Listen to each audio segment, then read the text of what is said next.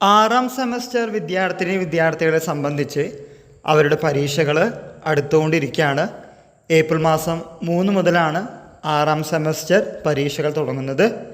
സമയമുണ്ട് എന്ന് കരുതി ഇപ്പോൾ സമയം കുറഞ്ഞുകൊണ്ടിരിക്കുന്നു, ദിവസങ്ങൾ കുറഞ്ഞുകൊണ്ടിരിക്കുന്നു എന്ന കാര്യം നിങ്ങൾ മറന്നു പോകരുത്.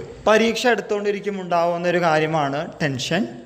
ആ സമയത്ത് നമ്മൾ മോട്ടിവേഷണൽ ഇൻസ്പിറേഷണൽ വീഡിയോസ് കാണാറുണ്ട്. ദെൻ പ്ലാനിങ്, നല്ല രീതിയിൽ പ്ലാനിങ് നടത്തും. നമ്മളിങ്ങനെയൊക്കെ ചെയ്യും, ടൈം ലൈൻ സെറ്റാക്കും.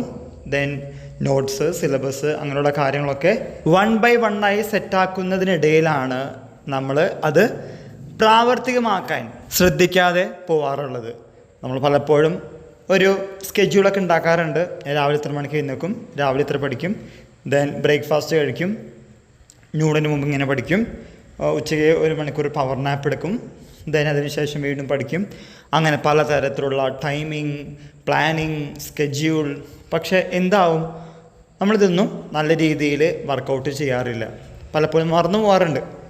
മറന്നു പോകുന്നതാണോ അതോ താല്പര്യമില്ലാത്തത് കൊണ്ടാണോ എന്ന് നമ്മൾ സെൽഫ് റിഫ്ലക്ഷൻ ചെയ്ത് നമുക്കറിയാവുന്ന കാര്യമാണ്. ഇപ്പോൾ പഠിക്കാം, കുറച്ച് കഴിഞ്ഞിട്ട് പഠിക്കാം, നാളെ പഠിക്കാം, മറ്റന്നാൾ പഠിക്കാം, നാളെ നീളെ അങ്ങനെ പോകുന്ന ഒരു അവസ്ഥ വിശേഷം ഉണ്ടാവാറുണ്ട്. പഠിക്കാം പഠിക്കാതിരിക്കാം. നമ്മൾ പറയും ഇന്ന് പഠിക്കും, കുറച്ച് കഴിഞ്ഞ് പഠിക്കും. ചൂട് കൂടുതലാണ്, ക്ഷീണം കൂടുതലാണ്, ചില കാരണങ്ങൾ കൊണ്ട് ഇന്ന് വേണ്ട, നാളെ വയ്ക്കാം.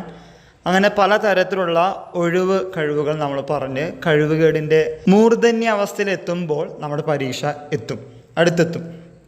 വീണ്ടും ഞാൻ ആവർത്തിക്കുന്നു, ഇനിയുള്ളൊരു കുറച്ച് പരീക്ഷകൾ കൂടി കഴിഞ്ഞാൽ നിങ്ങളുടെ ഡിഗ്രി എന്ന പ്രോഗ്രാം ഇവിടെ അന്വർത്ഥമാവാണ് ചെയ്യുന്നത്.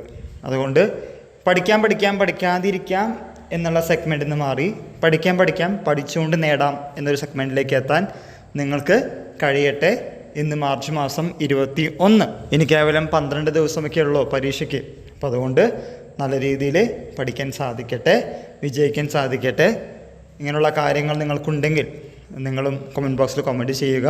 അതെങ്ങനെയാണ് നിങ്ങളതിനെ മറികടക്കാൻ ശ്രമിക്കുന്നത് എന്നതിനെക്കുറിച്ച് നമ്മുടെ കമൻറ്റ് ബോക്സിൽ കമൻറ്റ് ചെയ്ത് കഴിഞ്ഞാൽ വായിക്കുന്നവർക്ക് അത് വളരെയധികം ഉപകാരപ്രദമായിരിക്കുമെന്ന് വിശ്വസിക്കുന്നു. എല്ലാവർക്കും ഒരിക്കൽ കൂടി നന്ദി, നമസ്കാരം.